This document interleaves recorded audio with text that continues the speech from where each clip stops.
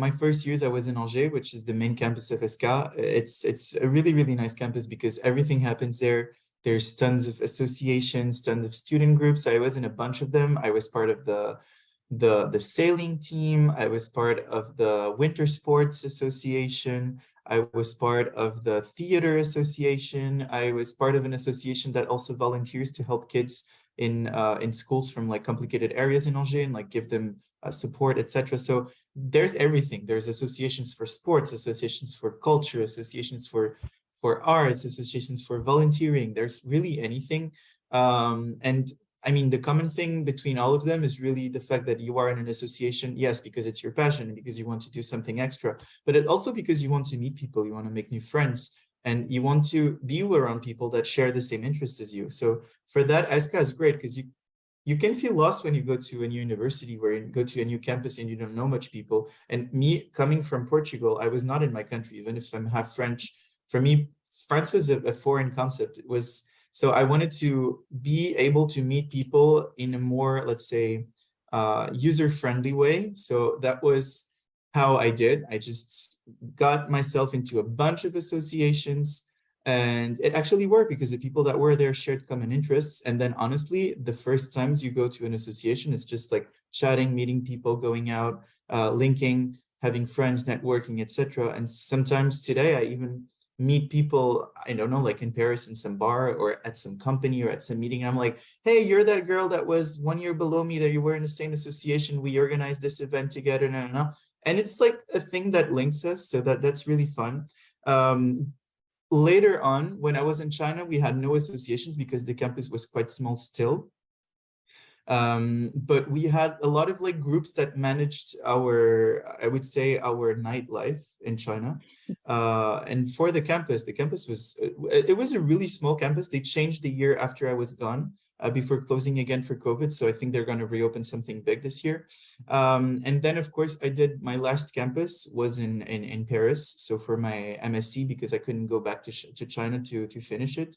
So I was both in the ESSCA campus in Boulogne. That is a very, very big campus with a lot of students. A lot is going on. They have a lot of associations too. There's a lot of societies and support groups, even for foreign students, which is really nice because there's more foreign students in the Paris campus than in the Angers campus.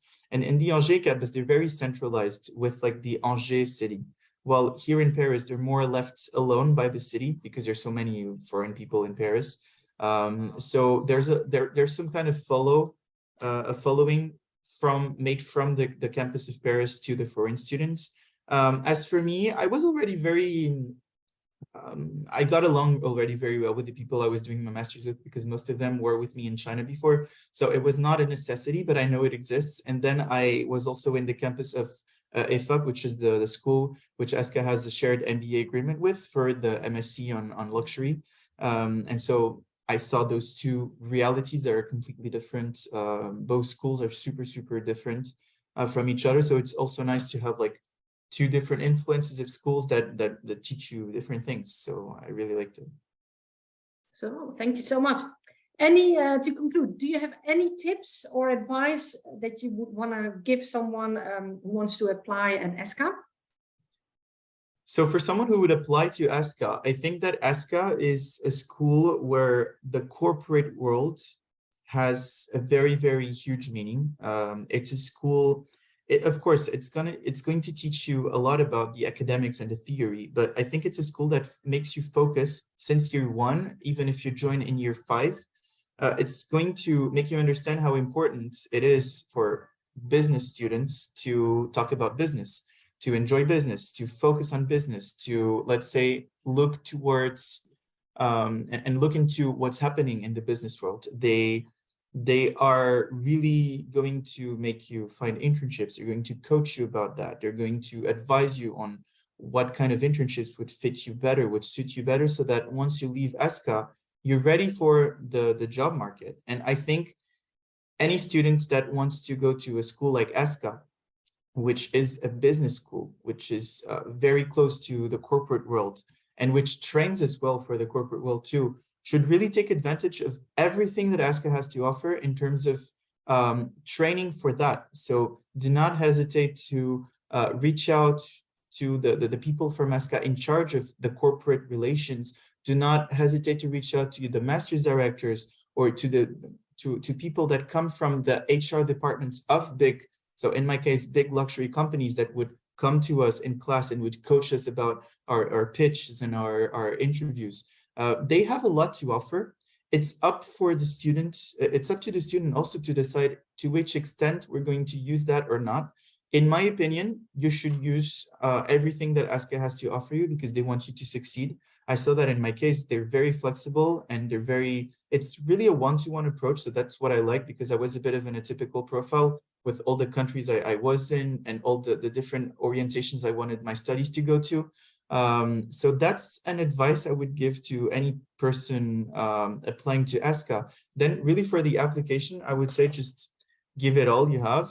Maybe talk about the plans you have already. If you have some plans for the future, where you see yourself in 3 years, where you see yourself in 5 years, what kind of career path you want to follow. Do you see yourself working in the same branch, or do you see yourself just switching places a lot or evolving in different positions that are very, very different from one another? Is there something that really, really motivates you already, or that you've been thinking of for 3 years? Like, let's say, is it working more towards client-centric jobs or more towards product-centric jobs, or more towards, I don't know, even something that is not corporate, like, I don't know, working for the state or something like that? But at least you have to have a plan, because first of all, ESSCA will assess if your plan, if ESSCA can add something to your plan and what's the X factor you bring to ESSCA with that plan of career that you have. But also, when you get out of ESSCA, the recruiters will kind of try to see if the whole plan you set up, and if ESSCA adds up to it, and if everything is coherent, and if everything makes sense. And for a recruiter, they will recruit you if they see that you're a sign of peace and mind for them. Because like, if they see that you're super organized and focused and you already know where you're going, for a recruiter, it's going to be like, okay, this person is not going to give me any bad surprise, so I'm going to hire him. So it's really the advice I have.